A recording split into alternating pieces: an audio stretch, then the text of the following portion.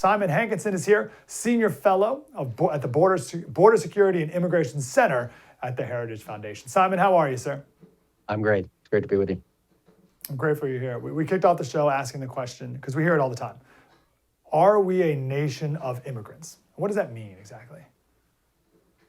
All nations are nations of immigrants. If you go back far enough, 50,000 years ago, when the first Europeans and Chinese and descendants of pretty much everybody who's in North America came out of Africa, it just depends on how far back you go. There are really no indigenous peoples outside probably the Rift Valley in Africa.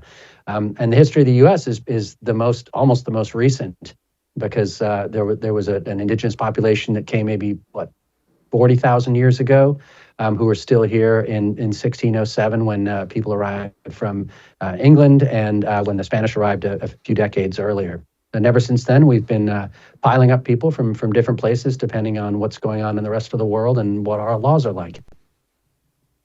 What do you make of this argument that, you conservatives, you're making a big deal out of nothing. There's always been immigrants coming into America, the Irish, the Germans, the Italians, the whatever. And it's always been contentious, but it's always worked out in the end. And now we like to eat, we have Irish holidays and German beer, and we love Italian food. And it's going to be the same thing with the Venezuelans. You just got to wait a little while and it'll all be fine. Why is that not true? Well, I think over time, people assimilate. I know that's become these days almost a toxic thing to say on the left. They prefer the salad bowl, the sort of Balkans where everybody keeps their own culture and their own identity. But if you look back at American history, every group that arrived until fairly recently assimilated within a generation or two, whether you were Italian or Irish or German. After a couple generations, you were just as likely to go to college or become a doctor or politician or start a business as someone who came from, say, English stock or Scottish stock. But what has been true in the past is that every time you have a sort of football in the python, if you like, a mass immigration bulge, it becomes more difficult to assimilate people. We tend to suffer some economic damage and some societal damage in the years that follow. And if you look at, for example, the period between 1924 and 1965, when immigration was very reduced, that was a time during which we had unbelievable, after the Great Depression and World War II, decades of prosperity. So it seems like there is a number of people that the United States can handle in terms of immigration and assimilate. But if you exceed that and you put too many kids into the schools, too many people into the healthcare system without the money to pay for it, then the consequences outweigh the benefits. You brought up an interesting visual, the football and the python. I like that. Is the idea of that it's too many people at one time from the same place, whether that's country or region, or is that just too many people in general, it doesn't matter where they're from? I think it's a little bit of both. The fact is, when you have, say, 5 million people that have come in illegally or under what I'd call bogus programs under the Biden administration, they're not all going, spread out around the 50 states and within those 50 states to towns and communities. If you have a school, I used to teach school in Florida, and I had 1 or 2 kids in every class who were English as a second language or even spoke no English at all. And they would very quickly catch up, and it wasn't a huge burden on the teacher. But if I'd had 5 kids or if half my class were English as a second language speakers, that would just divert so much time that the rest of the kids would suffer. So what's tended to happen in the past few years is that people go where other people like them already live.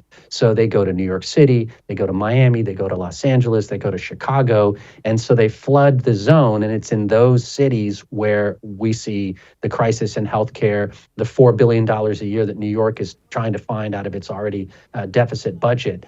And so, if the number was spread out, I think it would be much more easy to accommodate. But people go where they want to go. What's different now in our country than 1910 that makes immigration different now? Well, the last time we had this number of foreign-born, I think that the highest percentage we've ever had, it's over 15%, was in about 1890. So there was a big surge of immigration towards the end of the 19th century that ended, as I mentioned, in 1924, but probably earlier than that in World War I. So this is the next massive wave that we're experiencing now. It started probably in the 60s and has been ramping up and got super heavy after 2000. So what's changed is that we have a very high percentage of foreign born. I'm one of them. I was born in England. And I think we're failing to assimilate them in the way that we did in the past because the flow is just so rapid. I wonder how much of that lack of assimilation is their fault or our fault. I think it's definitely both. But I wonder about the cultures that are coming in. And I don't think there's enough conversation about culture. Have you thought about this? Have you studied this? Like maybe the culture of someone coming from Ireland to America is easier to assimilate than if you're coming from Guatemala or the Congo, as a clip we played in earlier. Is that a factor as well that maybe is different now than in the past? Well, I guess it in the beginning, the first 100 years until maybe 1965, the vast majority of people coming in were coming from Western Europe, so they tended to share certain cultural values, let's say Greco-Roman, intellectual roots. If they'd gone to school, and many people really hadn't, they spoke Western European languages. There was a small proportion from Eastern Europe, which grew a lot towards the end of the 19th century. But there were certain commonalities that made it maybe easier for people to assimilate. Since 1965, the bulk of the immigration has been from Latin America, Africa, and Asia, and the cultures are more diverse. So there's more work to be done. But we've seen one of the striking statistics is that out of the top 10 highest earning ethnic groups, I think 7 of them are non-European. So Ghanaians, Nigerians, Ethiopians, for example, earn on average more than the average white American. So there's huge variation among Africans, among Asians. Indians and Pakistanis are extraordinarily successful. Chinese Americans, Japanese Americans, and other cultures from Asia don't do as well in the first or second generation. So it's difficult to generalize, but it's absolutely a fact that some cultures seem to have an easier time fitting in to America's kind of freewheeling capitalist free speech society than others. Got about 30 seconds. What's one thing you would change with our immigration policy today if you could? Well, I would restore the rule of law. I mean, the biggest problem is we can't talk about legal immigration, about what's in the national interest, because we are letting everybody in who shows up. It is a farce. I call it the McVisa program. And until we get control of that, we're never going to have an intelligent conversation about what's in America's best interest. Simon Hankinson, Senior Fellow, Border Security and Immigration Center at the wonderful Heritage Foundation. Simon, great to talk to you, sir. Thank you.